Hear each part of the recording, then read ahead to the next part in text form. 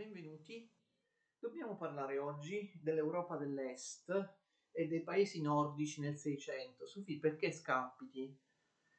Sofì, lo sai che nel Seicento la Svezia diviene una grande potenza europea?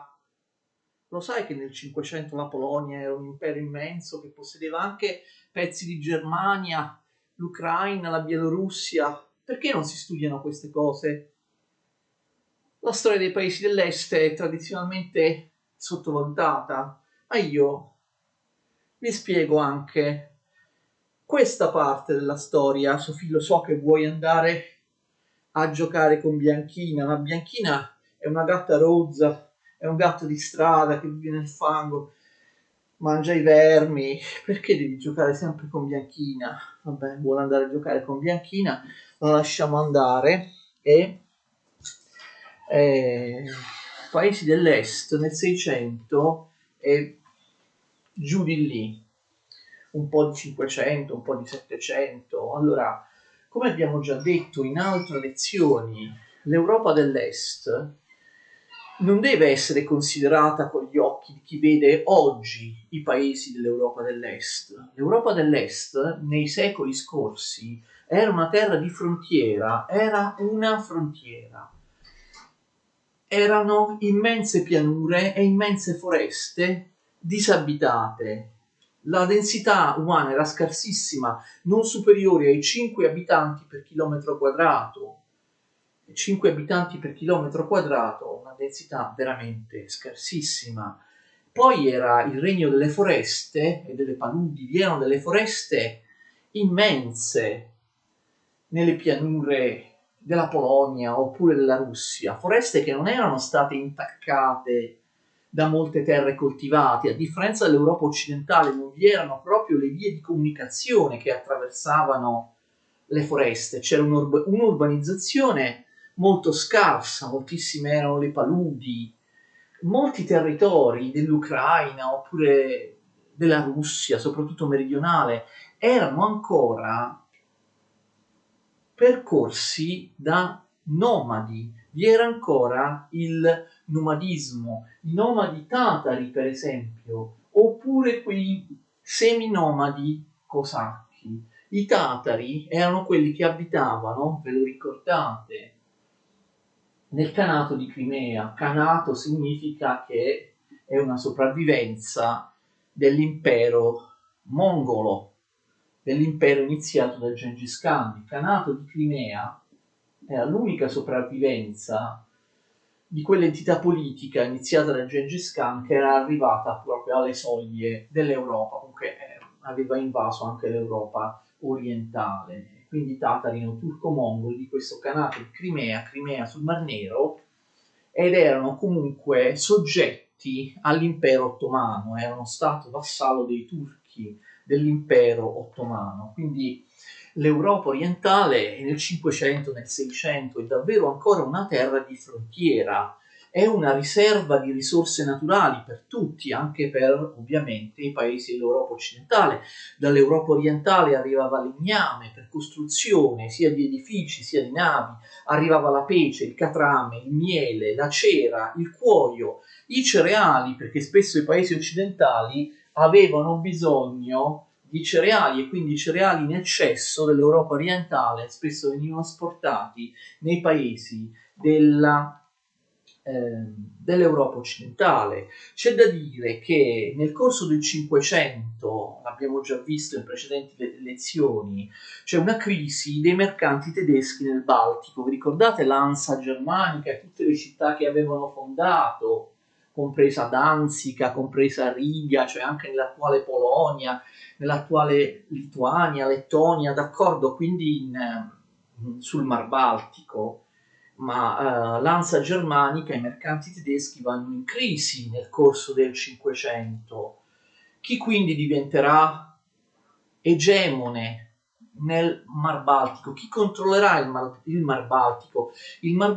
L'area del Mar Baltico verrà a lungo contesa tra Polonia, Svezia e Danimarca da un punto di vista politico. All'inizio del Seicento però chi dominava il commercio navale nel Mar Baltico erano gli olandesi, quindi una situazione piuttosto complicata. In Russia, che ancora ufficialmente si chiamava Moscovia, ricordate che il 500 è l'epoca di Ivan IV il Terribile, ne abbiamo parlato già in lezioni precedenti. Ivan IV il Terribile cerca di conquistare la Livonia. Attenzione, che cos'è la Livonia?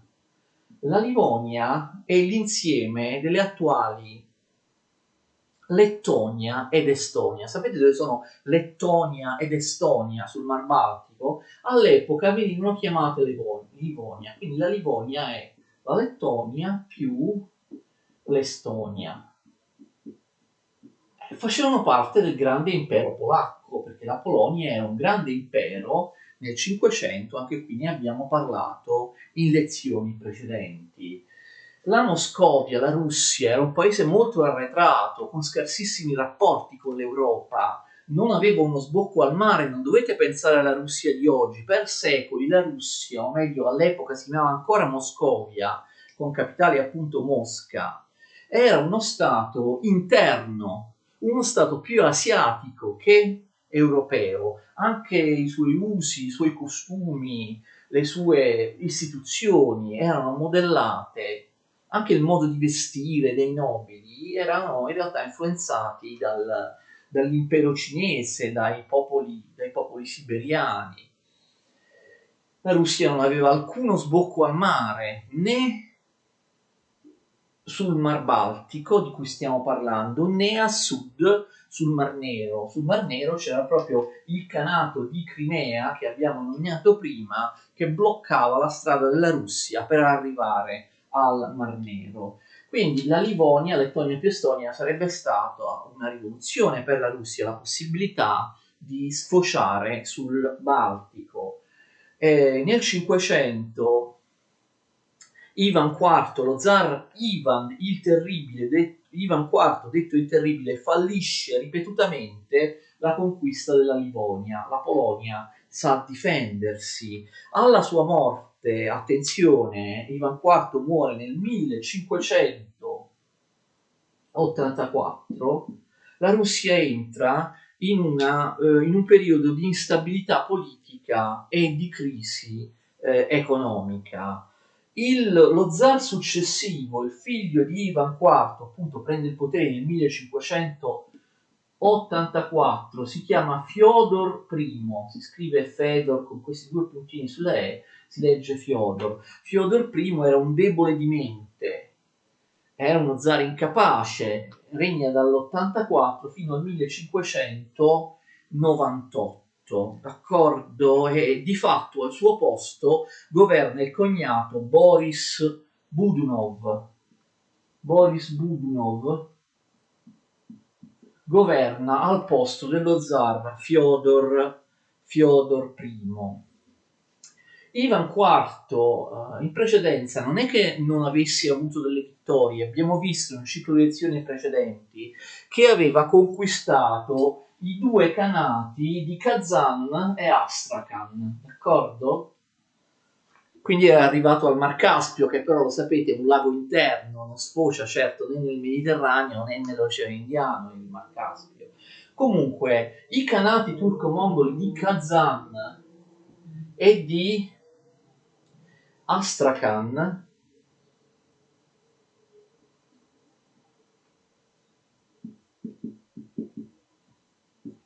erano stati conquistati da Ivan IV, lo ripetiamo, l'abbiamo detto in lezioni precedenti.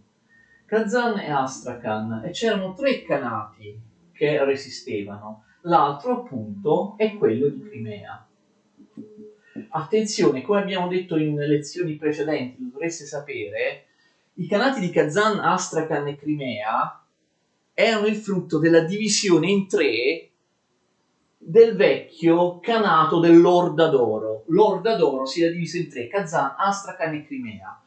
La Russia è riuscita a conquistare Kazan e Astrakhan, ma non il Kanato di Crimea, che resisteva anche grazie all'aiuto dell'impero ottomano, perché abbiamo detto il Kanato di Crimea era uno stato vassallo dell'impero ottomano.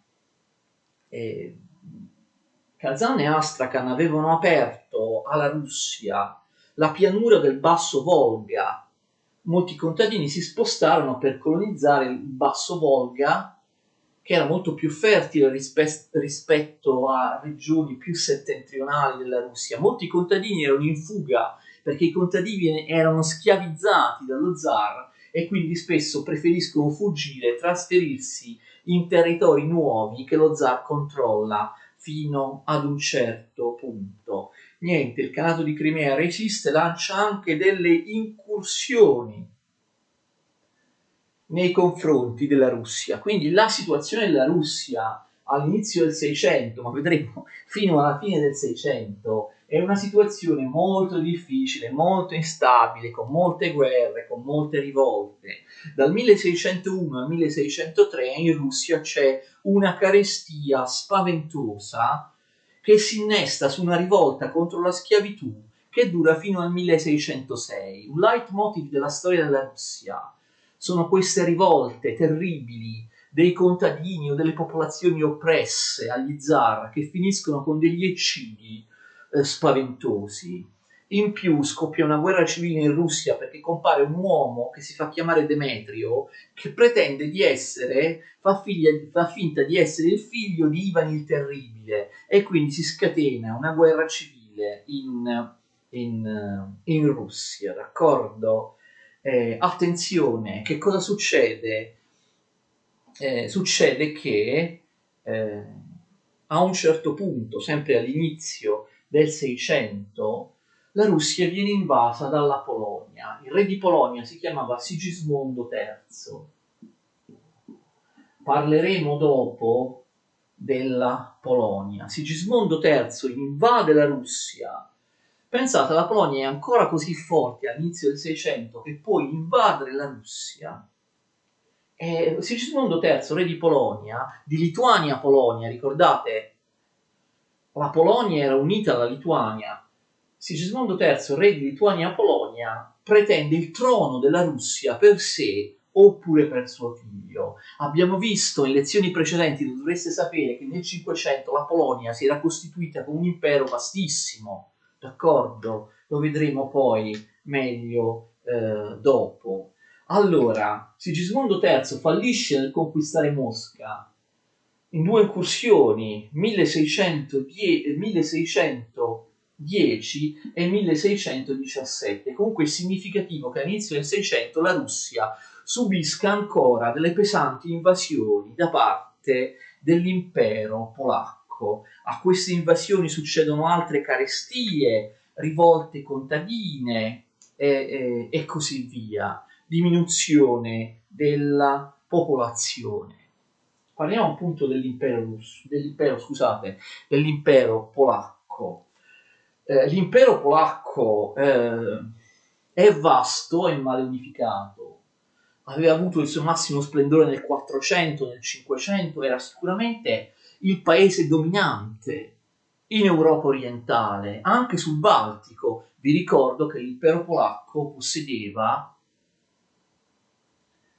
la Lituania e la Livonia, cioè Lettonia e Estonia, ma attenzione, possedeva, abbiamo spiegato tanto tempo fa, anche la Prussia, cioè l'impero polacco era così forte nel 400 e nel 500 da aver sconfitto i tedeschi e da aver inglobato nel territorio polacco isole, cioè aver inglobato per secoli nel territorio polacco isole tedesche, isole di lingua e cultura tedesca, tra cui appunto la Prussia. Era un impero molto vasto, però unificato male, arretrato economicamente, con molte etnie. Ci sono i lituani, e l'abbiamo detto, l'impero polacco parte dalla Lituania, da un'unificazione tra Polonia e Lituania. Ci sono i tedeschi, l'abbiamo visto, i tedeschi in Prussia. Ma i tedeschi, attenzione, ricordate, avevo appena citato l'Ansa germanica, anche sulle coste del Mar Baltico, d'accordo? Quindi i tedeschi, per esempio, in Livonia.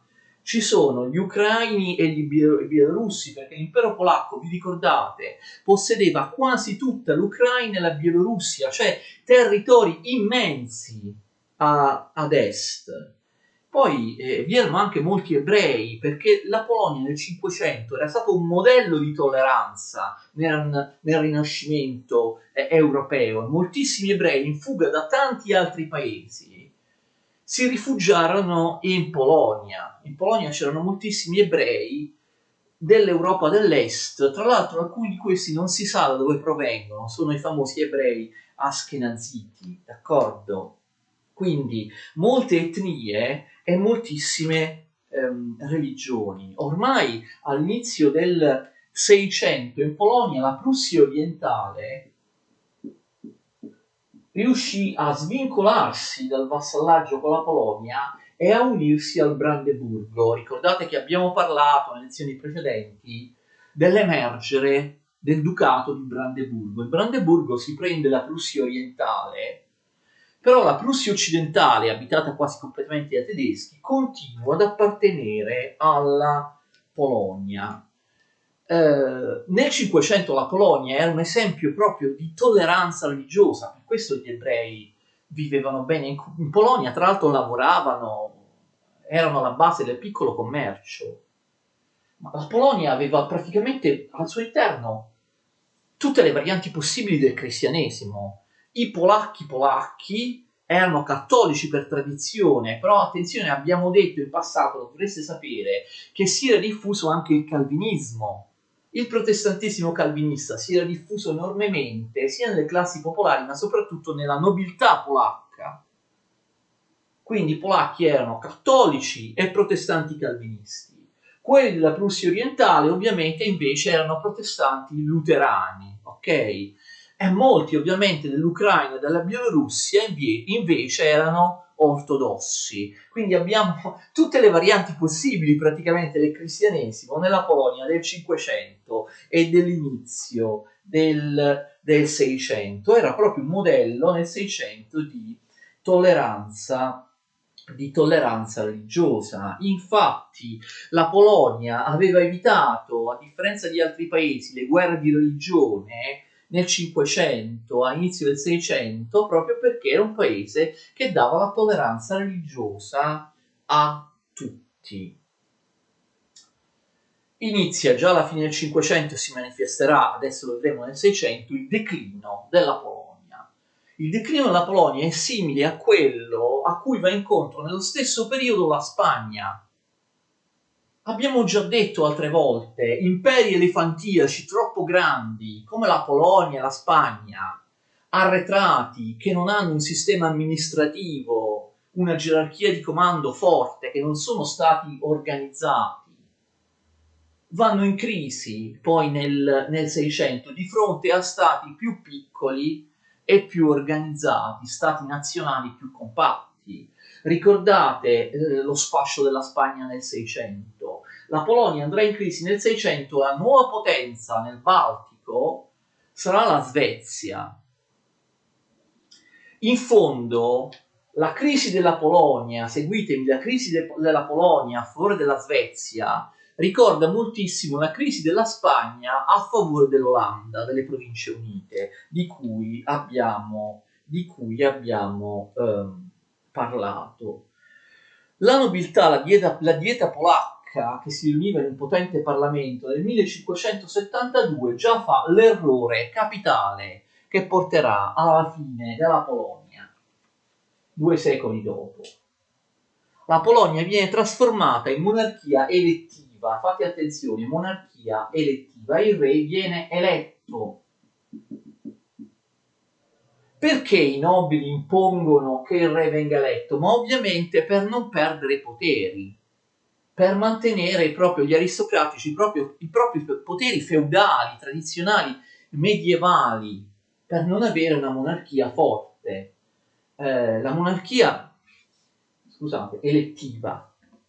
Quando un re viene eletto dai nobili, poi possono eleggere un re dopo di lui di un'altra famiglia, non si crea una dinastia, ereditaria, i re sono deboli. Questa debolezza della monarchia elettiva polacca man mano porterà al disastro della Polonia nei 2 secoli successivi. Il modello di monarchia elettiva è tipico dell'Europa orientale, anche questo l'abbiamo già detto in passato. Le tre monarchie elettive tipiche dell'Europa orientale sono Ungheria, Boemia e Polonia. La Polonia diventa elettiva per ultima nel 1572. Le altre due monarchie elettive, Ungheria e Boemia, già avevano fatto una brutta fine o la stavano facendo, perché appunto il re eletto era molto debole. L'Ungheria, lo sapete, da qualche decennio era stata conquistata dagli ottomani per i 2/3 orientali, compresa la capitale Budapest, e il terzo dell'Ungheria occidentale invece era andato agli Asburgo d'Austria. Ma anche la Boemia, che manteneva l'elezione dell'imperatore, stava per finire nelle fauci degli Asburgo d'Austria, d'accordo? E abbiamo visto nel corso del 600, no, con la prima fase della guerra dei 30 anni, che la Boemia verrà letteralmente annessa agli Asburgo d'Austria. Quindi avrebbero potuto, diciamo così, i nobili del Parlamento della dieta polacca prendere esempio, farsi in qualche modo dei problemi vedendo la fine che stavano facendo le altre due monarchie elettive, Ungheria e Boemia. Invece no, per mantenere i loro poteri, i loro feudi, il loro potere arcaico medievale, decidono che il re debba essere eletto. Poi finiranno, lo vedremo, per eleggere anche dei re stranieri, che i re stranieri non parlano neanche il polacco, non si intendono delle cose dello Stato, così i nobili sono ancora più liberi di far quello che vogliono, di spadroneggiare, d'accordo? Anche l'impero germanico, vi ricordate, il Sacro Romano Impero Germanico era un impero elettivo, da questo punto di vista è proprio un'entità politica di stampo orientale. È vero che veniva eletto sempre un Asburgo d'Austria come imperatore di Germania, però doveva essere eletto. Allora, nel 1572 il re è elettivo.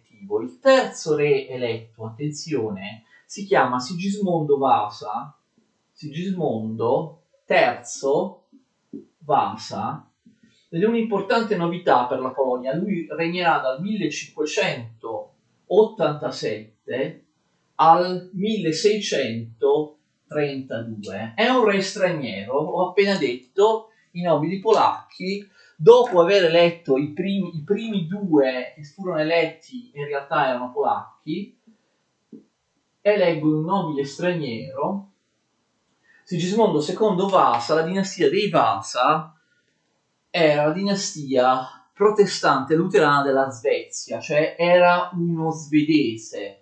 Infatti, in quanto svedese, un po' di tempo dopo, nel 1592, attenzione, pochi anni dopo essere stato eletto re di Polonia, Sigismondo III Vasa eredita anche la Svezia.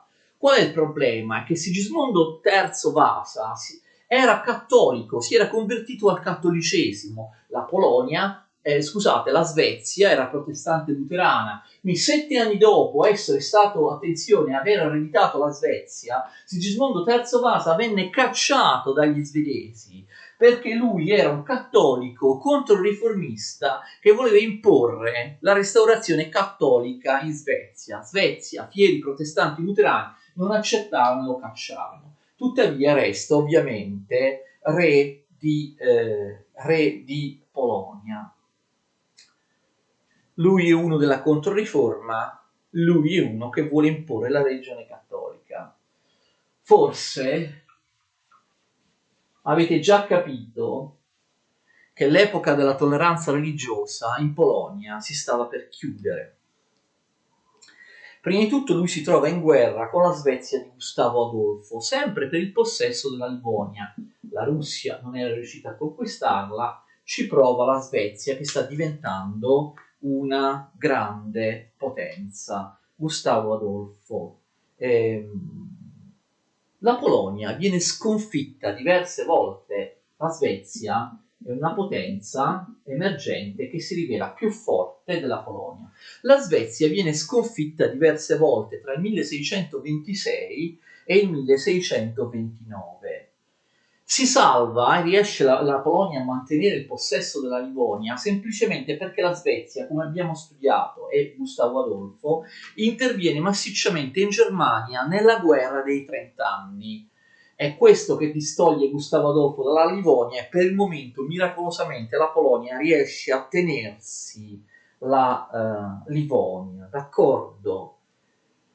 Sigismondo III Vasa inizia a imporre la controriforma cattolica in Polonia, la predicazione dei vescovi, i collegi dei gesuiti. Ricordate che i collegi dei gesuiti sono importantissimi nel far tornare al cattolicesimo zone d'Europa che erano diventate protestanti. La controriforma in Polonia, l'eliminazione il più possibile dei calvinisti, il ritorno al cattolicesimo avviene, attenzione, con meno violenza e meno repressione rispetto a tante altre zone d'Europa, per esempio rispetto alla Francia oppure rispetto ai territori degli Asburgo d'Austria. È come se la nobiltà polacca, avendo ottenuto tutto il potere, depotenziando il re che viene eletto appunto dalla nobiltà, si iniziasse a piegare la controriforma. Il ritorno al cattolicesimo non interessa tanto alla nobiltà, perché erano passati al calvinismo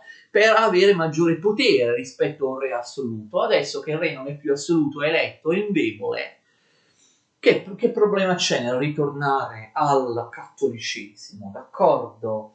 E quindi la Chiesa Cattolica riprende tantissimo potere in Polonia. Attenzione, abbiamo visto la controriforma in altri paesi, per esempio in Francia o nei territori austriaci, nei territori dell'Asburgo d'Austria. In quel caso, però, a differenza della Polonia, vi ricordate, la controriforma, la Chiesa Cattolica è al servizio di un re assoluto, cioè si rafforza la Chiesa Cattolica contemporaneamente al rafforzamento del re assoluto, le cose del re che diventa assoluto, le cose sono collegate. Invece in Polonia il re perde il suo potere, lo Stato polacco non diventa una nazione coesa, forte, con un sovrano assoluto, al contrario, torna proprio al Medioevo, con i feudi, grandi feudi degli aristocratici che eleggono il re, che sono praticamente autonomi. Quindi in Polonia lo Stato centrale diventa sempre più debole, il sovrano diventa sempre più debole e la Chiesa diventa sempre più forte. Significa che il modello di controriforma in Polonia è diverso da quello di Francia, Austria e altri paesi.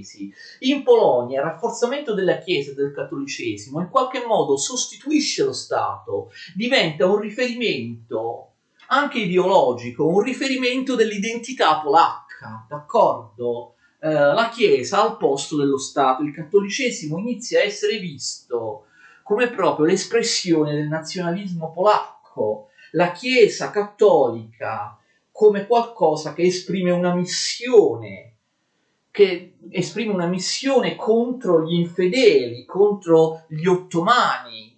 Parleremo dei turchi ottomani, l'impero ottomano, oppure degli ortodossi dell'est. La Chiesa Cattolica in qualche modo si batte per l'indipendenza della Polonia, diventa un elemento dell'indipendenza e del carattere nazionale della Polonia.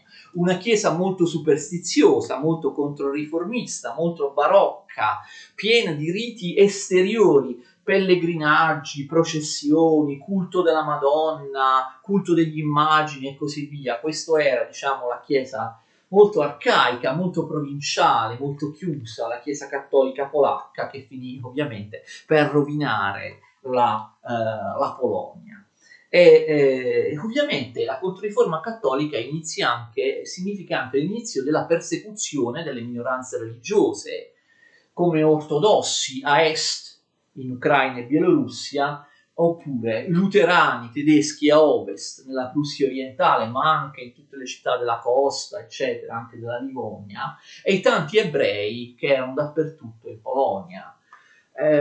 La controriforma, la persecuzione delle minoranze religiose non fu una cosa molto intelligente. La tolleranza, la libertà delle minoranze religiose in Polonia aveva fatto proprio la fortuna della Polonia nel 400 nel 500. Adesso le nazionalità e le fedi oppresse, capite, diventeranno delle forze centrifughe. Gli ortodossi penseranno a riunirsi con la Russia, che li protegge, stessa religione ortodossa. Quelli della Prussia o i tedeschi cercheranno di favorire ovviamente gli stati tedeschi, in particolare Brandeburgo, che sta diventando forte, e magari unirsi alla Germania, capite? Cioè c'è questo problema. Prima il fatto di avere una religione, un insieme di religioni frastagliate non è un problema, anzi una ricchezza. Nel momento in cui il cattolicesimo vuole essere l'unica religione, schiaccia le altre, e questo diventa un elemento di debolezza, di frattura e di possibili secessioni all'interno del territorio polacco. Nel 1618, infatti, abbiamo già visto la Prussia orientale se ne scappa, riesce a svincolarsi dal vassallaggio polacco e a tornare insieme a uno stato tedesco. C'è il Brandeburgo, il Ducato di Brandeburgo, ricordate, degli Hohenzollern, che quindi inizia ad acquistare territori. Vero è che la Prussia orientale non era mai appartenuta veramente alla Polonia, apparteneva ai cavalieri teutonici, però comunque la Polonia sovraintendeva anche la Prussia orientale. Adesso la Prussia orientale riesce a unirsi al Brandeburgo. Poi ricordate che con la guerra dei 30 anni, ne abbiamo già ampiamente parlato, nel 1648 sia la Svezia sia il Brandeburgo, vi ricordate, si dividono la Pomerania, zona costiera, la Pomerania, zona costiera al confine della Polonia, quindi sia gli svedesi sia il Ducato di Brandeburgo sono pericolosi perché sono appunto al confine della Polonia. Dal 1632 al 1648 il nuovo re eletto di Polonia è di nuovo un esponente della dinastia Vasa, cattolico controriformista, è Ladislao IV Vasa, re di Polonia. Dopo Sigismondo III, il secondo Vasa che viene eletto re di Polonia è Ladislao IV, negli anni che ho indicato. La Svezia o la Russia non erano gli unici nemici della Polonia. La Polonia aveva problemi anche con i cosacchi, che vi ho detto erano seminomadi, e abitavano le regioni meridionali dell'Ucraina. Altri cosacchi invece erano sotto la giurisdizione dello zar di Russia. I cosacchi si ribellano, danno molto fastidio. Adesso vediamo. Questo succede con il terzo re Vasa. Il terzo poi eleggeranno re di altre famiglie, di altre dinastie. Giovanni Casimiro, attenzione, Giovanni Casimiro è il terzo dei sovrani Vasa eletto dalla dieta dei nobili polacca. Giovanni Casimiro regna dal 1648 fino al 1668, d'accordo? Che cosa succede? Che i cosacchi si ribellano nel 1648, proprio arrivato Giovanni Casimiro sul trono, i cosacchi si ribellano. I cosacchi sono aiutati dai russi. La Polonia cede, attenzione, nei primi anni di regno di Casimiro, siamo a metà del 600, la Polonia perde buona parte dei territori della Bielorussia e dell'Ucraina. Attenzione, si tratta di una perdita di territori immensi che vanno alla Russia. Non solo, poi la Polonia, attenzione, nel 1655 viene attaccata dalla Svezia. Attenzione, 1655 è l'inizio della guerra del nord, che va dal 1655 al 1660 e che ha in palio, così dire, come come dire, il Baltico. Questa guerra del nord viene anche chiamata prima guerra del nord perché ce ne sarà una seconda molto importante all'inizio del Settecento. Quindi questa viene chiamata guerra del nord, ma io preferisco chiamarla prima guerra del nord, mentre la successiva, nelle stesse zone all'inizio del Settecento, verrà chiamata seconda guerra del nord oppure grande guerra del nord, e la vedremo nelle lezioni del Settecento. Adesso stiamo parlando della prima guerra del nord. La Polonia viene attaccata nel 1655 dagli svedesi del nuovo re Carlo X, re di Svezia, re che viene dopo Gustavo Adolfo, che vi ricordate, appunto abbiamo detto aveva avuto tanti e tali vittorie nella guerra dei 30 anni. Carlo X dal 1654 al 1660 intraprende la guerra del nord. La Svezia vince immediatamente, la Svezia penetra in Polonia. La Svezia viene salvata dal fatto che molti paesi si schierano con lei. Prima di tutto il nuovo zar Alessio, zar di Russia, dal 1656 al 1676, d'accordo? Ma come? Lei ci ha appena detto, professore, che la Russia stava combattendo contro la Svezia. È vero, scusate, ho sbagliato, che la Russia, come ho detto prima, stava combattendo contro la Polonia. È vero, però la Russia considera la Svezia un concorrente più temibile, quindi Alessio, zar di Russia, si affretta a fare pace con la Polonia e ad allearsi con essa contro l'invasione svedese del re Carlo X. Con la Polonia non si schiera soltanto lo zar di Russia, anche il duca di Brandeburgo che rivaleggia con la Svezia per il mare del nord, ma anche la Danimarca. Quindi ovviamente l'ingresso in guerra, diciamo, tutti a favore della Svezia. Scusate, tutti a favore della Polonia e contro la Svezia, sia la Russia, sia il duca di Brandeburgo, sia la Danimarca. Quindi la guerra di fatto si svolge anche nel Baltico, si sposta nel Baltico. E in realtà la Svezia vince. La Svezia, pur dovendo combattere contro più paesi che si erano alleati tra loro, vince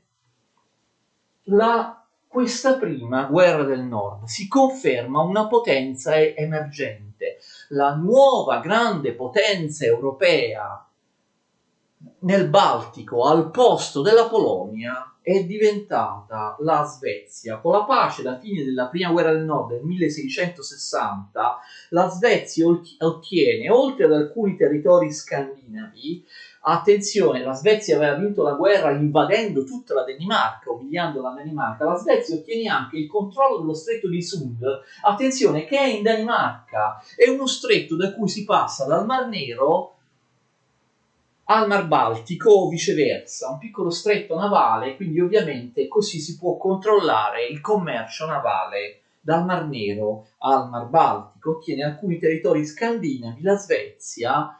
Di fatto la Svezia finisce per possedere tutta l'attuale Finlandia e buona parte, la parte centro-nord dell'attuale Norvegia, quindi la Svezia comprende quasi tutta, diciamo così, la Scandinavia. E inoltre ovviamente con questa guerra la Svezia conquista la Livonia, che viene tolta alla Polonia. Quindi la Polonia ha perso parte dell'Ucraina e parte della Bielorussia a favore della Russia, perde poi anche la Livonia, territorio importantissimo, strategico sul Mar Baltico, a favore della Svezia, che vi ricordo sul Mar Baltico la Svezia possiede anche la Pomerania occidentale dalla guerra dei 30 anni, possiede anche città sul mare del nord importantissime come Brema, ve l'ho detto parlando della guerra dei 30 anni, quindi praticamente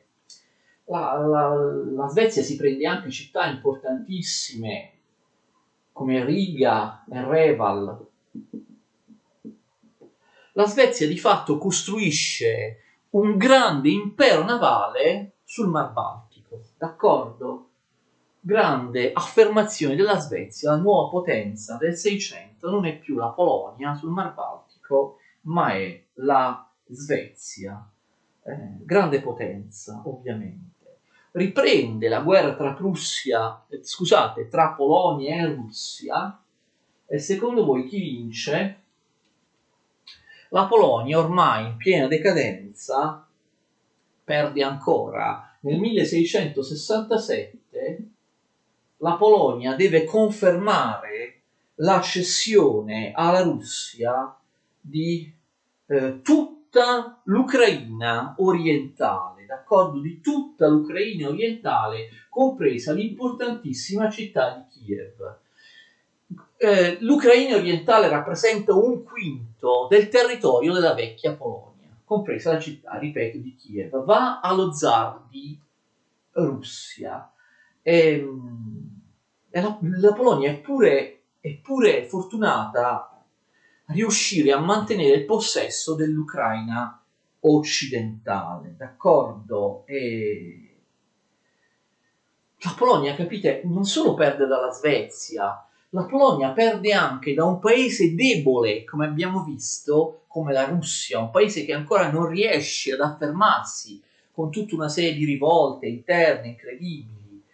La Polonia va incontro anche, vista la sua disastrosa economia, a un periodo dal 1648 al 1660 di carestie che insieme alle guerre avevano fatto morire, pensate, un terzo della popolazione polacca. La Polonia si trova anche screditata. La Polonia, del grande impero che era alla fine del 500, diventa una potenza di serie B alla fine del 600, destinata a un inarrestabile declino, mentre nel Baltico emergono le potenze della Svezia, anche sia pure per il momento in misura minore, degli Hohenzollern, del militarismo prussiano, del Ducato di Brandeburgo, che si è unito anche alla Prussia orientale. Invece, per vedere la Russia emergere come grande potenza bisognerà aspettare l'inizio del Settecento e lo zar Pietro I il Grande. La Russia nel 600, è vero, riesce a prendersi un gran pezzo dell'Ucraina dalla Polonia, ma non è assolutamente una potenza ed è ancora molto molto arretrata. Infatti anche in Russia ci sono tantissime rivolte nel 600. Nel 1648 la città di Mosca, la capitale, insorge violentemente contro le tasse dello zar, e poi nel 1668-71, dura 3 anni, c'è la terribile rivolta contadina guidata dai cosacchi, questa volta i cosacchi russi del sud dell'Ucraina russa, guidati da Stenka, vediamo se riesco a scriverlo, Stenka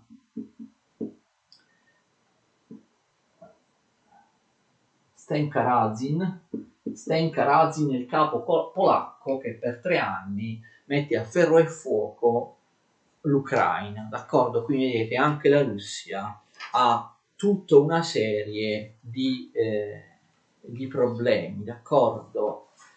La Russia è un paese che non ha praticamente nessun collegamento con l'Europa. L'unica cosa positiva della Russia del 600, sì, conquista un pezzo di Ucraina, però si tratta sempre di un territorio barbaro, di un territorio dove lo zar cerca con la sua autocrazia in qualche modo di mettere ordine in un caos di rivolte, di guerre civili. La Russia è un territorio che proprio è ancora legato al Medioevo, una sopravvivenza del Medioevo in età moderna. Una delle poche cose per la modernizzazione della Russia nel 600 è stata l'occupazione di territori meridionali, tra il Don e il Volga, tra i fiumi Don e Volga, l'abbiamo detto, territori abbastanza fertili, con questi contadini schiavi che scappano da una parte all'altra. I contadini sono schiavi, sono giuridicamente schiavi. Pensate che in Russia lo resteranno fino alla fine dell'Ottocento. La Russia vive un isolamento barbaro con pochissimi contatti con l'Europa. La dinastia dei Romanov. Abbiamo visto Michele Romanov dal 1613 al 1645, il primo dei Romanov. Quindi viene istituita finalmente in Russia una dinastia ereditaria, o meglio, più o meno ereditaria, lo vedremo nelle lezioni successive. Poi Alessio,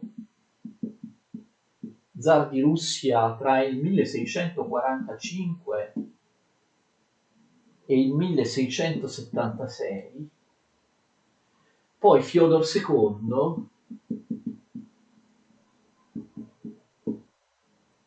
dal 1676 al 1682. D'accordo? Quindi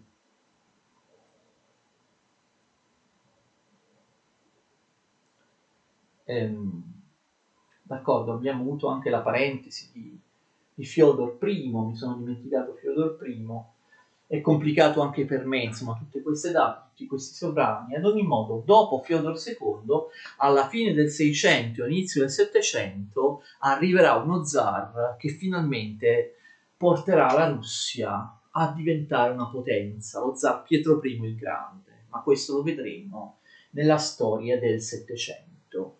Non abbiamo finito per quanto riguarda l'Europa orientale, abbiamo un'altra lezione in cui riprenderemo in parte anche la storia della Russia del Seicento, però in relazione a qualcos'altro, in relazione alla guerra contro l'impero ottomano che accomuna Russia e Austria. Quindi nella prossima lezione parleremo ancora di Europa orientale, ma soprattutto delle vittorie, delle sconfitte dell'impero ottomano in Europa orientale, cioè appunto nei Balcani. La storia dell'impero ottomano viene studiata.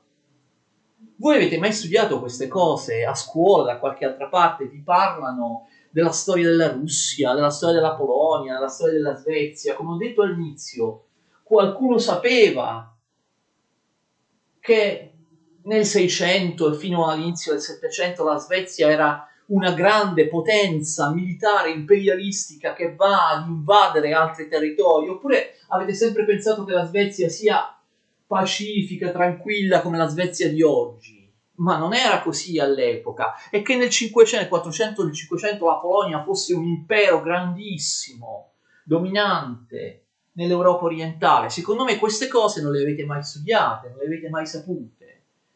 E nella prossima lezione parleremo della massima espansione dell'impero ottomano alla fine del 600. Lo sapete che l'impero ottomano ha assediato numerose volte Vienna ed è quasi riuscito a conquistarla nel 1683, e se avesse conquistato Vienna, l'impero ottomano, i turchi sarebbero potuti calare verso Roma, verso l'Italia. Sapevate che l'impero ottomano in quel periodo ha conquistato un pezzo di Polonia, sì, i turchi in Polonia, la Podolia, un pezzo di Polonia. Sapevate che i turchi in quel periodo hanno conquistato un pezzo dell'Ucraina, sì, i turchi in Ucraina. Non lo sapevate? Guardate l'espansione dell'impero ottomano nel 600, anzi ascoltate la mia prossima lezione su questo. Arrivederci.